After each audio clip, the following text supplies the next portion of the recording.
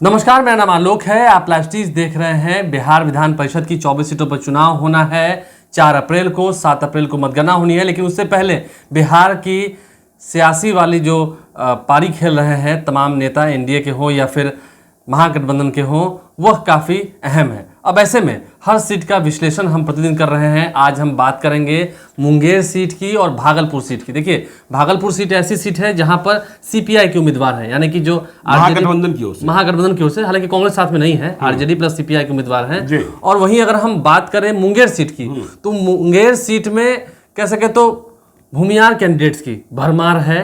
हालांकि बीच में गुड्डू यादव भी मैदान में उतरे हुए हैं। तो चर्चा करते हैं एक एक करके। पहले हम बात भागलपुर की ही कर लेते हैं। भागलपुर में सीपीआई के उम्मीदवार संजय यादव हैं, वहीं जेडीयू की ओर से विजय सिंह को मौका दिया गया है। देखिए आलोक, पहले इस बात को समझिए जो मैं शुरू से कहता रहा हूं कि यह चुनाव रुपया लड़ता है।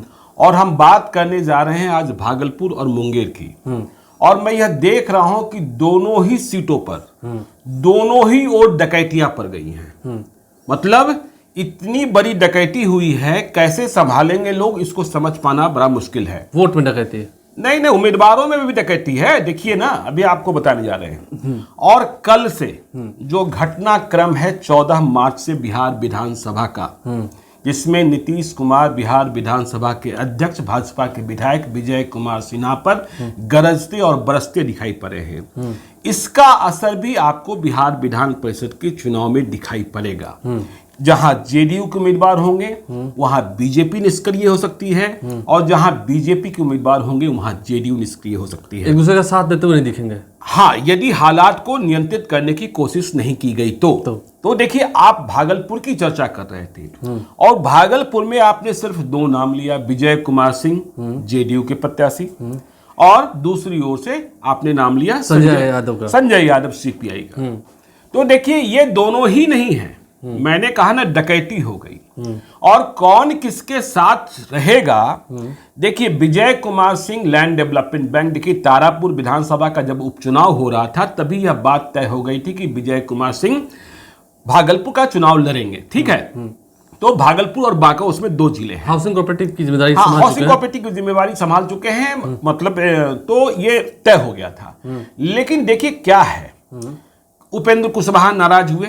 उपेंद्र कुशवाहा वहां कौशल सिंह को टिकट दिलाना चाहते थे। तो उपेंद्र कुशवाहा की सक्रियता आपको कम दिखेगी। 2015 में उपेंद्र कुशवाहा की सक्रियता ज्यादा दिख रही थी भागलपुर में, क्योंकि तब उनके उम्मीदवार थे अभिषेक वर्मा उर्फ दीपक वर्मा, जो चुनाव हारे थे। और तब मनोज यादव चुनाव जीते थे जेडीयू वाले, जो अब विधायक हो गए हैं बेलहर से। ठीक है ना। तो बेलहर से विधायक हो गए मनोज यादव। अब देखिए खेल कहां बिगड़ रहा है। विजय कुमार सिंह जेडीयू के उम्मीदवार हैं और वहां नामांकन भर दिया मनोज यादव बेलहर के विधायक की पत्नी सिंपल देवी ने भी। सिंपल देवी जिला परिषद की अध्यक्ष भी रह चुकी है बांका की। तो अब सवाल ये पैदा होता है कि मनोज यादव की मर्जी के बिना तो पत्नी ने नामांकन नहीं भरा होगा।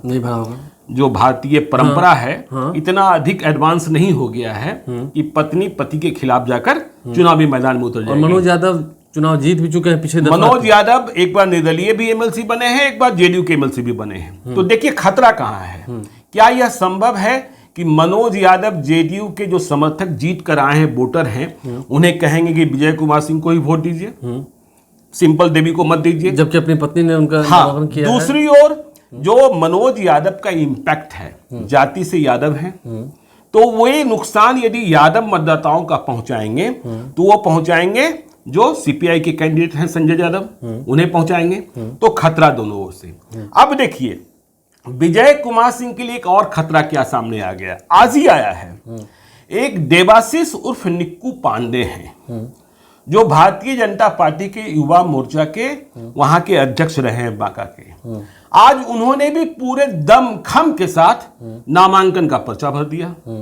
तो ये पांडे जी हैं, और जो भागलपुर बांका की राजनीति को जानते हैं, समझते हैं, उसमें इन्हें अश्विनी चौबे, निशिकांत दुबे और दिवंगत दिग्विजय सिंह, जिन्हें लोग दादा कहते थे, उनके बहुत करीब मानते हैं। तो देवाशीष उर्फ निक्कू पांडे की उम्मीदवारी विजय कुमार सिंह को डैमेज करेगी। ठीक है। तो मैंने जो कहा कि 14 मार्च का इंपैक्ट आपको दिखाई पड़ेगा, तो यदि क्राइसिस मैनेजमेंट नहीं हुआ तो आपको हर सीट पर वहां आपको बीजेपी और जेडीयू के भीतर खींचतान दिखाई पड़ेगी। अगर हालात और बिगड़ते रहे और बिगड़ते रहे तो आपने देखा आज सभा अध्यक्ष नहीं आए, बिहार विधानसभा नहीं आए तो हालांकि वो विधानसभा के ही अपने कक्ष में थे, लेकिन वे सदन के भीतर आसन पर नहीं गए। तो ये स्थिति जो है, तो यहां भी डकैती हो गई। संजय यादव को खतरा इसलिए क्योंकि मनोज यादव की पत्नी सिंपल देवी यादव, तो तेजस्वी यादव की परीक्षा यहां भी। देखिए, बांका एक ऐसी सीट है जहां गिरिधारी यादव, नीतीश कुमार उदाहरण देते हैं कि देखिए जहां मैं लड़ाता हूं यादव को वहां हम जीत लेते हैं। ठीक है, यहां तो विजय कुमार सिंह राजपूत उम्मीदवार हैं, गिरिधारी यादव का उदाहरण देते हैं लोकसभा के चुनाव में, उधर दिनेश यादव का चुनाव उदाहरण देते हैं मधेपुरा में।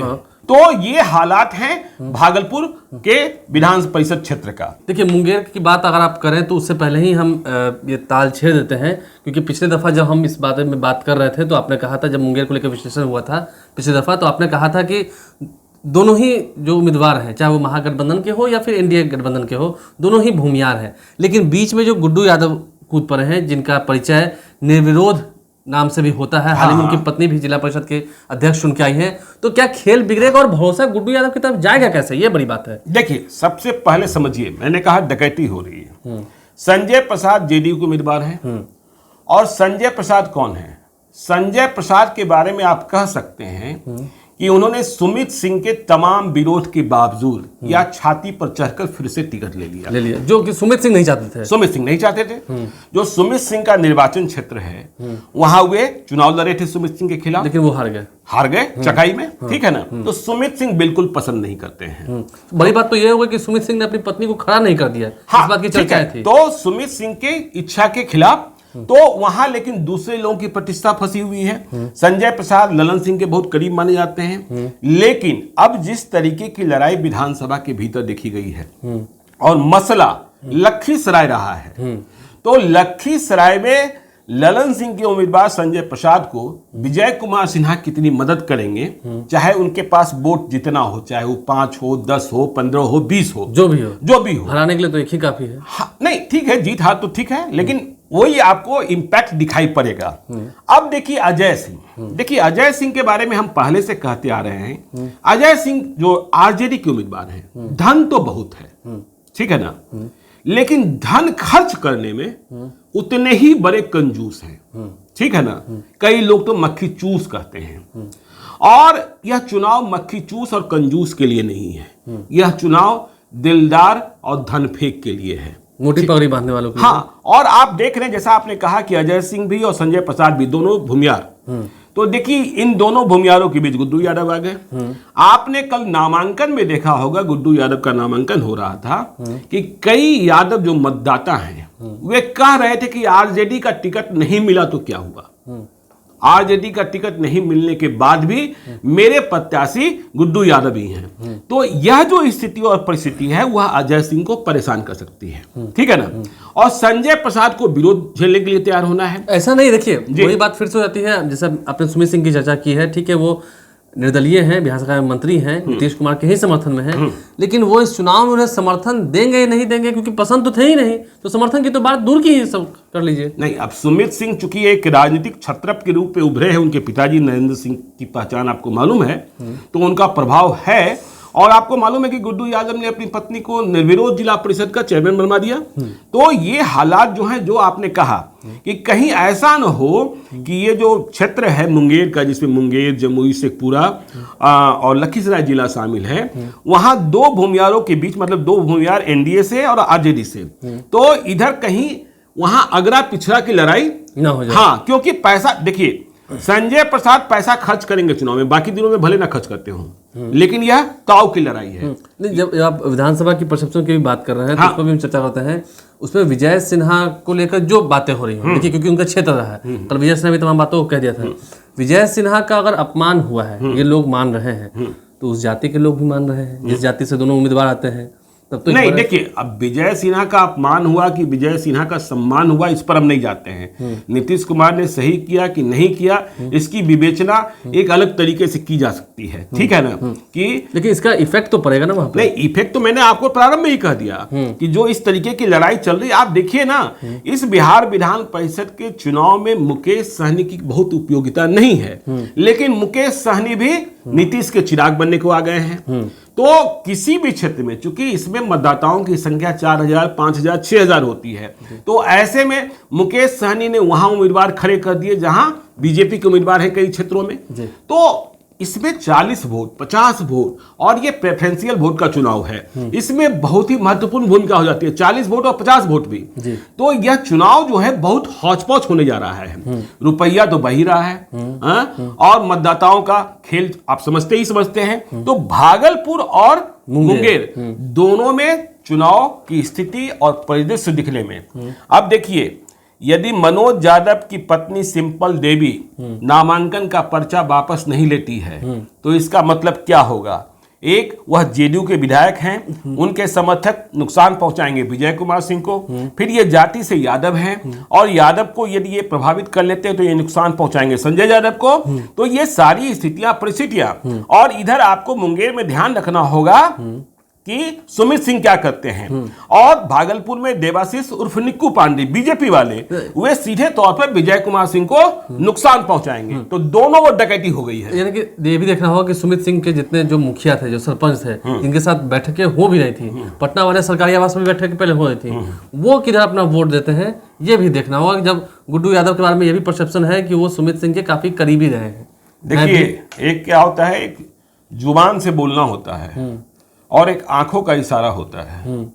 तो जुबान से बोलना और आंखों का इशारा इस चुनाव में आपको पढ़ना होगा, मुंगेर में भी और भागलपुर में भी। देखिए, दोनों ओर सेंधमारी होगी, दोनों ओर सिरफुटोल की स्थिति है। देखना यह है कि अंतोगत्वा जीत का तिलक किसके माथे पर लगता है। बहरहाल भागलपुर और मुंगेर की स्थिति क्या है उससे हमने आपको अवगत कराया है। धीरे धीरे तमाम जो बची हुई सीट्स हैं, आरा हो, सासाराम हो, तमाम तरफ की सीटों का हम विश्लेषण करेंगे, पहले भी करते आए हैं, उनको भी आप जाके विस्तार से देख सकते हैं। हमारे चैनल को सब्सक्राइब कर लें, साथ साथ फेसबुक पेज भी लाइक करें। धन्यवाद।